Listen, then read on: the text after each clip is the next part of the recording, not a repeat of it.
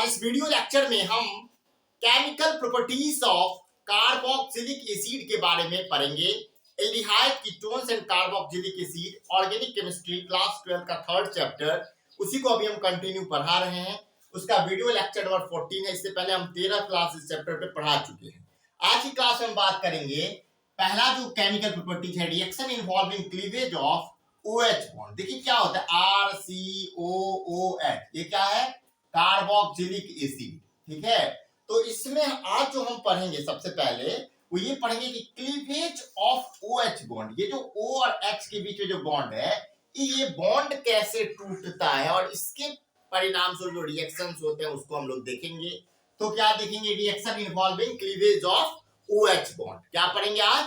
सबसे पहले पढ़ेंगे reaction involving cleavage of OH bond. तो देखते हैं सबसे पहले कि जो एसिड है यानी कि कार्बोक्सिलिक एसिड, जब ये मेटल के साथ रिएक्शन करता है यानी कि सोडियम मेटल के साथ रिएक्शन करता है तो ये क्या देता है हमें? सॉल्ट और हाइड्रोजन गैस देता है।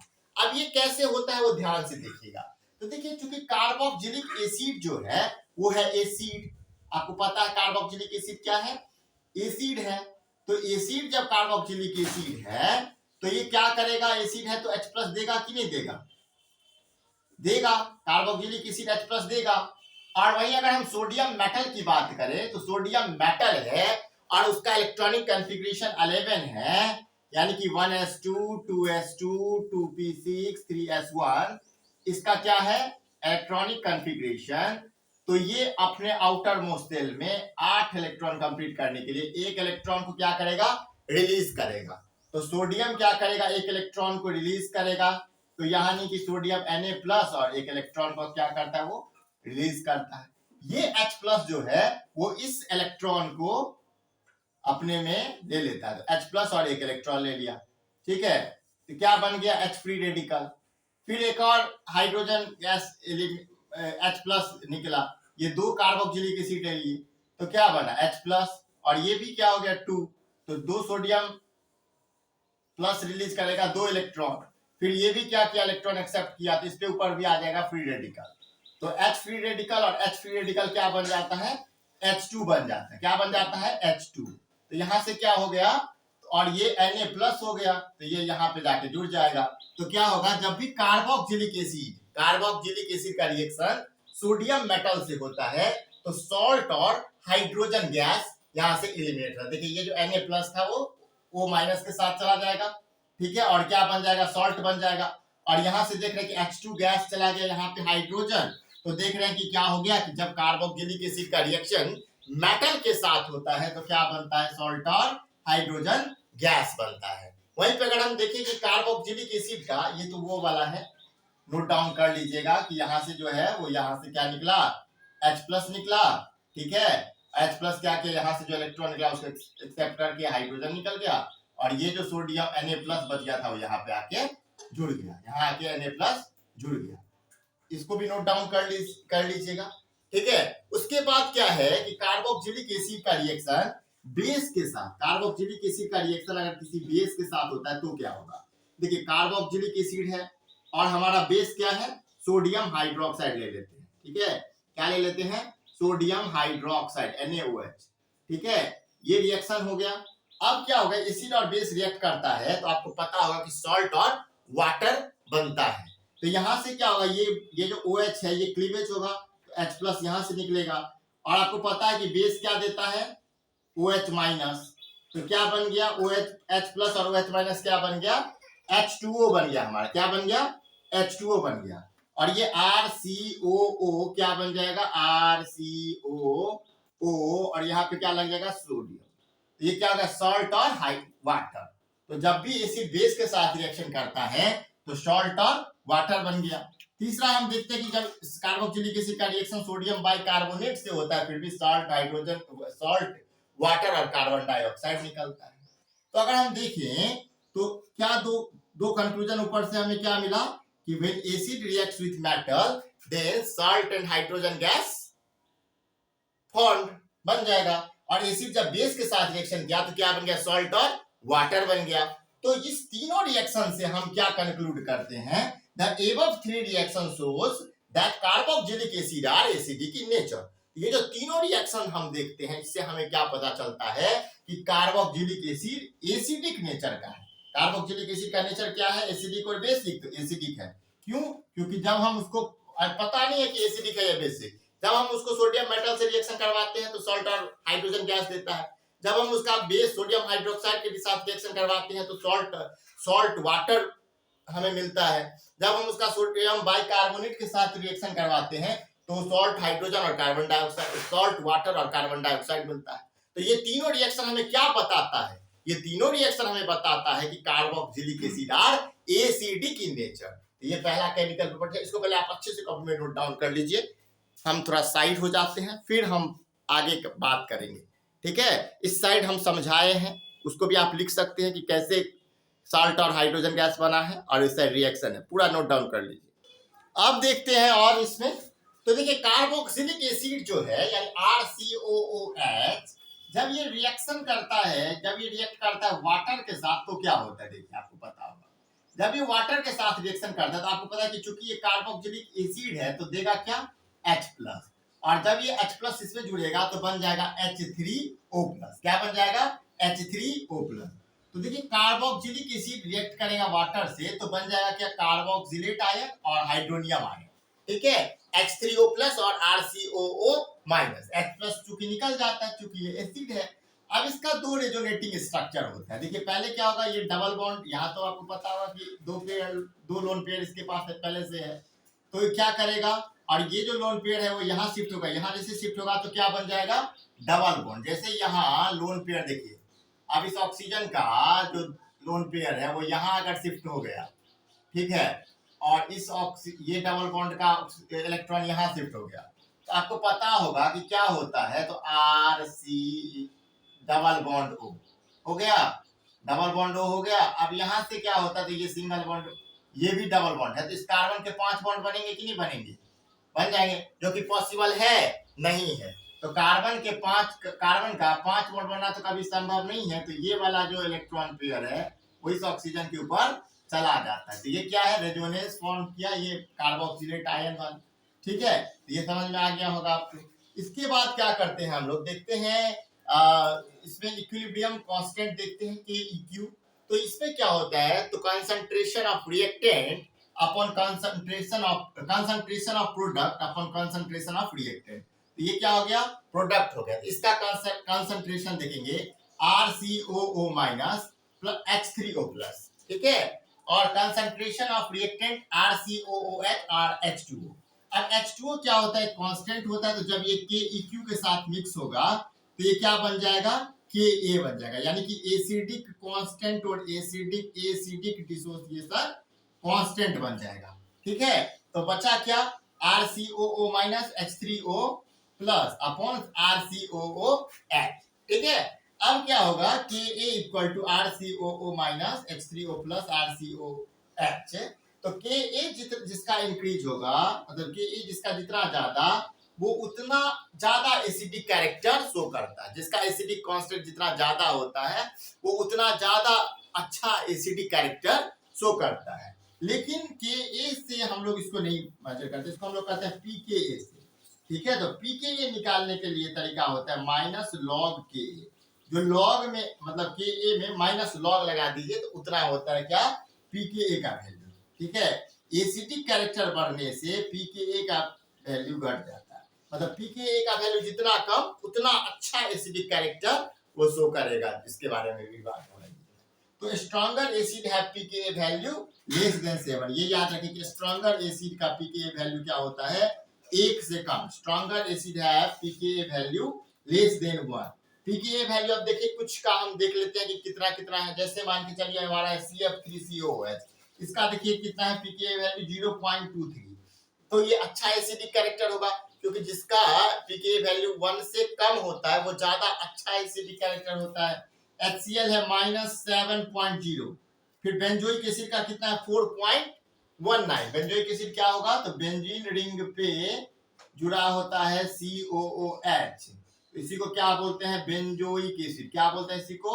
Benzoic acid. और इसका pKa वैल्यू कितना होता है? इसका pKa वैल्यू होता है 4.19। अब 1 से ज्यादा है तो ये क्या है? वीक एसिड हो जाएगा। क्या हो जाएगा? ये वीक एसिड हो जाएगा। उसके बाद अगर हम बात करें एसिटिक एसिड का तो कितना है 4.76। तो एसिटिक एसिड क्या है CH3COOH। ये जो एसिटिक एसिड है इसका कितना है pKa वैल्यू, तो एसिटिक एसिड का pKa वैल्यू है 4.76। 4.76 तो ये भी क्या है वीक एसिड है। तो एक से कम जिसका है वो भी स्ट्रॉन्ग एसिड होता है और एक से ज्यादा pKa वैल्यू जिसका होता है वो वीक एसिड होता है। ठीक है, अगर हम देखें तो 1 to 5 में जो है वो क्या है मॉडरेटली स्ट्रॉन्ग एसिड है। तो मान के चलिए अगर हम देखें तो बेंजोइक एसिड या एसिटिक एसिड क्या है मॉडरेटली स्ट्रॉन्ग एसिड है। वही अगर 5 से 15 तक pKa वैल्यू है तो वो वीक एसिड होता है, और 15 से ऊपर जिसका pKa वैल्यू होता है वो एक्सट्रीमली वीक एसिड होता है। ये बात आपको पता चल गया। अब देखिए एसिडिक कैरेक्टर बढ़ता है कब, तो एसिडिक कैरेक्टर अच्छा होता है या pKa वैल्यू जिसका ज्यादा होता है उसका एसिडिक कैरेक्टर भी अच्छा होगा, और pKa वैल्यू कम तो एसिडिक कैरेक्टर अच्छा। ठीक है, ये बात समझ में आ गया होगा आपको। उसके बाद क्या कहेंगे, तो कार्बोक्जिलिक एसिड चैप्टर पढ़ रहे थे तो उसका थोड़ा कंपैरिजन करके बता देते हैं। Carboxylic acids are weaker acid than mineral acid. Carboxylic acids are weaker acid than mineral acid but stronger than alcohol and phenol. Alcohol और फेनॉल से कार्बोक्जिलिक एसिड स्ट्रॉन्गर एसिड होता है, लेकिन अगर हम इसका बात करें कि मिनरल एसिड से, तो मिनरल एसिड से कैसा होता है ये वीकर होता है। तो पहले आप पूरा अच्छे से समझ के नोट डाउन कर लीजिए। यहाँ पे क्या है concentration of product, concentration of reactant, फिर KeQ अगर मिल गया तो क्या बन गया Ka यानी acidic constant, acidic dissociation constant. फिर निकालते हम लोग pKa क्या होता है माइनस लॉग Ka। फिर कुछ का हम लिख भी दिया है कि क्या क्या होता है। फिर pKa वैल्यू का पूरा इसको अच्छे से कॉपी में कर लीजिए नोट डाउन। फिर हम देखते हैं कुछ और इसमें बचा हो तो बढ़िया से नोट कीजिए। ठीक है, लगातार हम लोग पढ़ा रहे हैं, सारे के सारे टॉपिक, एक भी टॉपिक छोड़ नहीं रहे हैं। पहले देखते हैं काउजेस ऑफ एसिडिक नेचर, यानी कार्बोक्जिलिक एसिडिक नेचर के होते हैं उसका काउज क्या है। तो सबसे पहले हम देखेंगे क्या, तो कार्बोक्जिलिक एसिड का ये स्ट्रक्चर है। ठीक है, कार्बोक्जिलिक एसिड का स्ट्रक्चर है RCOOH। ठीक है, ऑक्सीजन और हाइड्रोजन के बीच में बॉन्ड है। ठीक है, तो यहाँ पे आपको पता होगा कि लोन पेयर का काम क्या है, एक जगह से दूसरे का शिफ्ट होना, यानी कि रेजोनेंस के शो करता है। ठीक है, इसी रेजोनेंस के दौरान जब यहाँ से ये वाला जो लोन पेयर है वो यहाँ शिफ्ट होगा तो डबल बॉन्ड बन जाएगा कार्बन ऑक्सीजन के बीच में। तो कार्बन ऑक्सीजन के बीच में यहाँ डबल बॉन्ड, यहाँ डबल, यहाँ से 5 बॉन्ड तो नहीं बन सकता, तो ये बॉन्ड जो है फिर ऑक्सीजन के पास ये इलेक्ट्रॉन चला जाएगा। यहाँ तो ठीक है, लेकिन जब ये इलेक्ट्रॉन डोनेट करता है तो इस ऑक्सीजन के ऊपर आ जाता है पॉजिटिव चार्ज। चूंकि ऑक्सीजन क्या है इलेक्ट्रॉन नेगेटिव एलिमेंट है, तो ऑक्सीजन जो इलेक्ट्रॉन नेगेटिव एलिमेंट है तो ऑक्सीजन अपने ऊपर प्लस चार्ज बियर नहीं कर सकता। तो क्या करता है वो हाइड्रोजन से वो इलेक्ट्रॉन अपनी ओर खींचने लगता है। क्योंकि ऑक्सीजन मोर इलेक्ट्रोनेगेटिव है, ऑक्सीजन के ऊपर है इलेक्ट्रॉन नेगेटिविटी 3.5 और हाइड्रोजन पे है 2.1। ये क्या होता है, तो ऑक्सीजन और हाइड्रोजन के बीच में बॉन्ड जो है पोलर हो जाता है, मोर वीकेन हो जाता है, बहुत कमजोर हो जाता है और ये टूटता है। और यहां से क्या निकलता है H+। क्या निकलता है H+। यहां से निकलता है H+। तो H+ निकला, इस कारण से ये क्या होता है एसिडिक नेचर का होता है। ठीक है, फिर जब ये H+ निकल गया तो बन जाता क्या है RCOO-, यानी कि कार्बोक्जिलेट आयन। जब कार्बोक्जिलिक एसिड से H+ निकल जाता है तो क्या बनता है RCOO- बन जाता है, यानी कि कार्बोक्जिलेट आयन बनता है। अब कार्बोक्जिलेट आयन का जब रेजोनेंस देखते हैं तो देखिए कहीं पे भी नेगेटिव पॉजिटिव चार्ज ऑक्सीजन पे नहीं है, तो ये मोर स्टेबलाइज्ड होता है ये रेजोनेंस कार्बोक्जिलेट आयन का। अब यहाँ से ये जो लोन पेयर है वो यहाँ शिफ्ट होगा तो डबल बॉन्ड बन जाएगा, तो 5 बॉन्ड तो बना नहीं सकता कार्बन, तो ये जो बॉन्ड पेयर का इलेक्ट्रॉन है इस ऑक्सीजन पे चला जाता है। तो यहाँ पे अगर हम देखेंगे तो अगला है क्या टॉपिक हमारा effect of substituent on the acidity of carboxylic acid. मतलब सब्स्टिट्यूएंट जो लगा होता है, यानी कार्बोक्जिलिक एसिड से जो ग्रुप अटैच्ड होते हैं उसका क्या इफेक्ट होता है उसके एसिडिटी पर। क्योंकि अभी हम बताए हैं सारा बात कि कार्बोक्जिलिक एसिड जो होता है वो मिनरल एसिड से वीक होता है, अल्कोहल फेनॉल से ज्यादा स्ट्रॉन्ग एसिड होता है कार्बोक्जिलिक एसिड। लेकिन अगर उस पर सब्स्टिट्यूएंट लगा है, एसिडिटी क्यों होता है, क्योंकि वो H+ रिलीज करता है। क्यों करता है, क्योंकि पता ही है यहाँ पे रेजोनेटिंग स्ट्रक्चर में देखते हैं ऑक्सीजन के ऊपर प्लस चार्ज आता है और ऑक्सीजन जो है वो मोर इलेक्ट्रोनेगेटिव एलिमेंट है किससे, हाइड्रोजन से। तो हाइड्रोजन से तो वो किसी भी स्थिति में इलेक्ट्रॉन अपनी ओर पुल कर सकता है, लेकिन जब उसके ऊपर प्लस चार्ज आ जाता है तब तो वो और तेजी से करता है और हाइड्रोजन H+ आयन को निकालता है। तो आर्हेनियस क्या कहते हैं, जो कंपाउंड H+ देते हैं वो क्या है, एसिड है। ठीक है। उसके बाद कार्बोक्सिलेट आयन का जब रेजोनेंस देखते हैं तो वो भी मोर स्टेबलाइज होता है कार्बोक्सिलिक एसिड के रेजोनेंस से। तो ये बात हो गया। फिर क्या है दूसरा टॉपिक, इफेक्ट ऑफ सब्स्टिट्यूएंट और acidity of carboxylic acid. Carboxylic acid पर जो सब्स्टिट्यूएंट लगे होते हैं, सब्स्टिट्यूएंट दो टाइप के होते हैं, एक तो होते हैं इलेक्ट्रॉन डोनेटिंग, एक होता है इलेक्ट्रॉन विथड्रॉइंग। एक ऐसे होते हैं जो इलेक्ट्रॉन देते हैं, देने का काम करते हैं, और एक ऐसे सब्स्टिट्यूएंट लगे होते हैं जो इलेक्ट्रॉन और खींचने का ही काम करते हैं।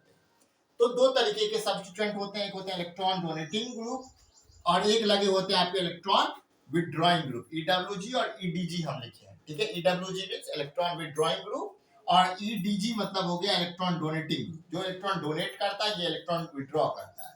आपको पता होगा कि RCH2COH में से अगर H+ निकलेगा क्या बनेगा, RCH2COO-, जो क्या होता है, एक कंजुगेट बेस होता है। ये क्या होता है, कंजुगेट बेस होता है। जब इलेक्ट्रॉन डोनेटिंग ग्रुप लगेगा, अब ध्यान से सुनिएगा, एक बात याद कर लीजिए, इलेक्ट्रॉन डोनेटिंग ग्रुप जब कार्बोक्सिलिक एसिड से जुड़ा हो तो क्या होगा, तो उस कंडीशन में एसिडिक कैरेक्टर डिक्रीज होगा।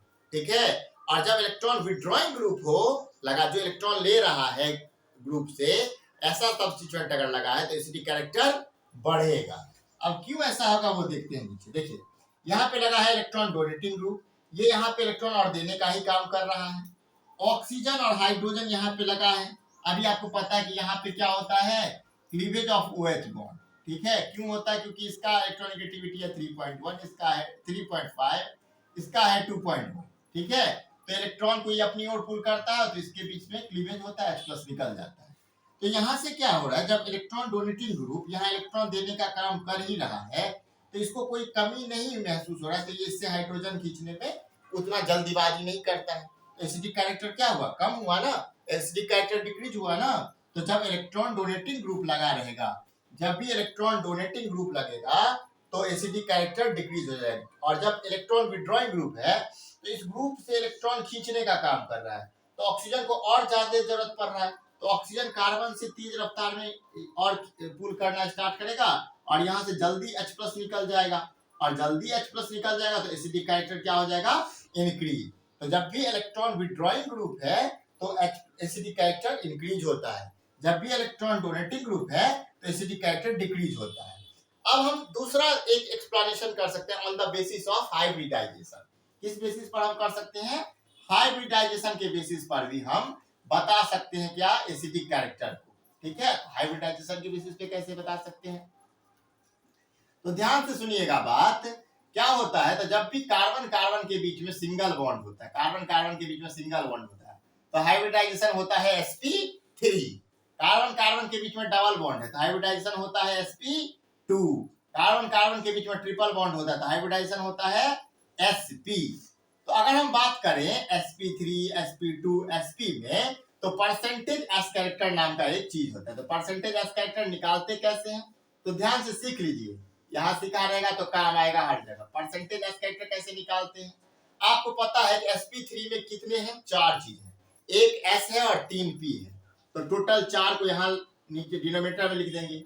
नंबर ऑफ s कितना है, 1, तो s को कहाँ लिखेंगे, न्यूमरेटर में, मल्टीप्लाई कर देंगे 100 से, तो 100 से जब मल्टीप्लाई कर देंगे तो डिनोमिनेटर से डिवाइड होगा तो 25 4 जा 100, तो परसेंटेज एस कैरेक्टर sp3 में 25% होता है।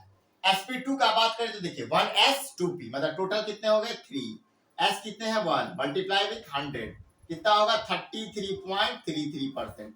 तो 33.33% अगर है 33.3% परसेंटेज किसमें है, तो sp2 में। और अगर हम sp की बात करें तो इसमें क्या है, एक s एक p यानी 2, एक s है 100 से मल्टीप्लाई करते हैं तो कितना होता है 50%, कितना होता है 50%। तो sp में जो परसेंटेज एस कैरेक्टर है वो सबसे ज्यादा होता है, sp2 में उससे कम और sp3 में सबसे कम, सबसे कम sp3 में, उससे ज्यादा sp2 में, उससे सबसे ज्यादा sp में। तो अगर क्या होता है, तो जितना परसेंटेज एस कैरेक्टर बढ़ने से क्या होता है आपको पता होगा, परसेंटेज एस कैरेक्टर बढ़ने से इलेक्ट्रॉन निगेटिविटी बढ़ता है और इलेक्ट्रोनेगेटिविटी बढ़ने से एसिडिक कैरेक्टर भी क्या होता है, इंक्रीज होता है, आपको पता होगा। तो यहाँ पे देखिए क्या है, देखिए यहाँ पे CH3 CH2CO है, तो हाइब्रिडाइजेशन सब के बीच में क्या है, सिंगल बॉन्ड, हाइब्रिडाइजेशन है sp3, CH2 CHCOH, हाइब्रिडाइजेशन क्या है sp2, CH triple bond COOH, तो क्या है हाइब्रिडाइजेशन sp। आपको पता है कि sp में परसेंटेज एस कैरेक्टर सबसे ज्यादा, परसेंटेज एस कैरेक्टर सबसे ज्यादा, तो इलेक्ट्रोनेगेटिविटी सबसे ज्यादा, तो एसिडिक कैरेक्टर भी सबसे ज्यादा होगा CH ट्रिपल बॉन्ड COOH का। उसके बाद होगा CH2 डबल बॉन्ड CHCOH का, और सबसे कम होगा CH3 CH2COH का। तो ये एक तरीका और हो गया आपको एक्सप्लेन करने का। एक तो on the basis of substituents, उसके बाद होता है हाइब्रिडाइजेशन के बेसिस पर, on the basis of hybridisation भी हम क्या किए, एसिडिक कैरेक्टर को एक्सप्लेन किए। इसको भी कॉपी में नोट कर लीजिएगा, और ये जो क्वेश्चन है इसको इसके बेसिस, इस कांसेप्ट के बेसिस पर रिलेट करके करिएगा। उसके बाद ये electron withdrawing electron donating group हो गया और काउजेज हो गया। तो आज की क्लास में हम लोग क्या पूरा कंप्लीट किए, तो chemical properties of carboxylic acid में एक इंपॉर्टेंट टॉपिक था, क्या था, reaction involving cleavage of OH bond, यानी RCOOH है ना, कार्बोक्सिलिक एसिड RCOOH, तो इस OH के बीच का क्लीवेज आज की टॉप क्लास में हम लोग पढ़े। आज का वीडियो अगर आपको अच्छा लगा हो, इस वीडियो को करिएगा लाइक, चैनल को सब्सक्राइब और बेल आइकन को कीजिएगा प्रेस, जिससे हर एक वीडियो का नोटिफिकेशन आप तक पहुंचे। क्लास 12 का कंप्लीट केमिस्ट्री का हम लोग चला रहे हैं, इस पे पूरा पढ़ाएंगे A to Z। अभी हम लोग 2 चैप्टर को कंप्लीट कर लिए हैं, halo alkane Halloween, alcohol phenol and ether, aldehyde ketone and carboxylic acid अपने अंतिम पड़ाव में। हम एक बाद वीडियो में ये चैप्टर भी खत्म हो जाएगा। फिर हम लोग नेक्स्ट चैप्टर अमीन्स को देखेंगे। फिर और भी जो है 2027 बोर्ड एग्जाम, जेई, नीट, जो भी केमिस्ट्री पढ़ते हैं NCERT से, तो ये हमारे चैनल को फॉलो करें। Thanks for watching this video, और लाइक, सब्सक्राइब और शेयर करना ना भूलें। पहले इसको नोट डाउन कर लीजिए, जिससे कि आपको पूरा का पूरा नोट्स भी तैयार हो जाए।